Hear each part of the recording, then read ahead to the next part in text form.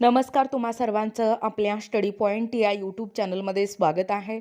तर सरकारी कर्मचाऱ्यांसाठी मोठी बातमी समोर। ओल्ड पेन्शन स्कीम पुन्हा सुरू होणार की नाही, सरकारचं नेमकं प्लॅन काय आहे, ते संपूर्णपणे या व्हिडिओच्या माध्यमातून आपण जाणून घेणार आहोत। तत्पूर्वी तुम्ही जर आपल्या स्टडी पॉइंट या यूट्यूब चॅनलवरती जर नवीन असाल तर आपल्या या चॅनलला लगेचच लाईक आणि सबस्क्राईब करायला विसरू नका। चला तर मग वेळ वाया न घालवता सरकारी कर्मचाऱ्यांसाठी ही मोठी अपडेट काय आहे ते या ठिकाणी आपण जाणून घेऊया। बघा, या ठिकाणी तुम्ही टायटल पाहू शकता। टायटल काय आहे बघा, सरकारी कर्मचाऱ्यांसाठी मोठी बातमी समोर। ओल्ड पेन्शन स्कीम पुन्हा सुरू होणार की नाही, सरकारचा प्लॅन काय ते पहा। अलीकडेच केंद्र सरकारी कर्मचारी आणि निवृत्ती वेतन धारकांमध्ये जुनी पेन्शन योजना पुन्हा सुरू करता येईल का, याबद्दल चर्चा तीव्र झाली आहे। अनेक राज्य सरकारांनी त्यांच्या कर्मचाऱ्यांसाठी OPS हे पुन्हा सुरू केले आहे, ज्यामुळे केंद्र सरकारी कर्मचाऱ्यांमध्ये आशा निर्माण झाली आहे। अर्थ राज्यमंत्री पंकज चौधरी यांनी संसदेत स्पष्ट केले की केंद्र सरकारकडे सध्या केंद्र सरकारी कर्मचाऱ्यांसाठी OPS हे पुन्हा सुरू ठेवण्याचा किंवा सुरू करण्याचा कोणताही प्रस्ताव नाही।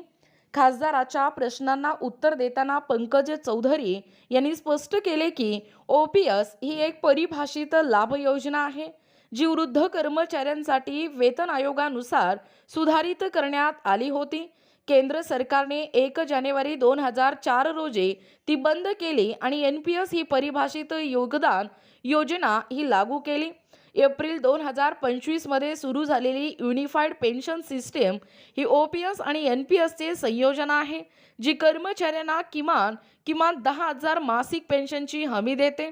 NPS ग्राहकांना UPS वर स्विच करण्याचा आणि नंतर NPS वर परत जाण्याचा पर्याय देण्यात आला होता, ज्याची अंतिम मुदत 30 नोव्हेंबर 2025 आहे। राजस्थान, छत्तीसगड, झारखंड, पंजाब आणि हिमाचल प्रदेशसह अनेक राज्य सरकारांनी त्यांच्या कर्मचाऱ्यांसाठी OPS हे पुन्हा सुरू केले आहे। पंकज चौधरी यांनी स्पष्ट केले की NPS मध्ये जमा केलेले कर्मचारी आणि सरकारी योगदान राज्यांना परत करता येणार नाही। PF, RDA आणि संबंधित नियमानुसार यासाठी कोणतीही तरतूद नाही। बघा, UPS मध्ये सेवेदरम्यान केलेले योगदानाची रक्कम परतफेड करण्यायोग्य नाही। निवृत्ती किंवा सेवा समाप्त झाल्यावर ग्राहक किंवा कायदेशीर जोडीदार या रकमेच्या 60% पर्यंत काढू शकतो, परंतु यामुळे हमी पेन्शन कमी होईल। UPS 25 वर्षाच्या सेवेवर मूळ वेतनाच्या 50% पेन्शन, कुटुंबांसाठी 60% हमी पेन्शन आणि किमान 10 वर्षाच्या सेवेत 10,000 मासिक पेन्शन प्रदान करते। या व्यतिरिक्त महागाई समायोजित पेन्शन इंडेक्सेशन आणि डिअरनेस रिलीफ लागू होते। निवृत्तीनंतर एक रकमी रक्कम देखील उपलब्ध आहे। अर्थ मंत्रालयाच्या मते 30 नोव्हेंबर 2025 पर्यंत 1,22,123 म्हणजे 1,22,123 केंद्र सरकारी कर्मचाऱ्यांनी UPSचा पर्याय निवडला आहे। बघा, एकूणच अशा पद्धतीने या ठिकाणी आत्ताच पाहिल्याप्रमाणे ही जी सरकारी कर्मचारी आहेत, या कर्मचाऱ्यांसाठी ही मोठी बातमी आहे। ओल्ड पेन्शन स्कीम पुन्हा सुरू होणार की नाही, नेमकं सरकारचं प्लॅन काय आहे, ते संपूर्णपणे व सविस्तरपणे या व्हिडिओच्या माध्यमातून जाणून घेण्याचा प्रयत्न केलेला आहोत।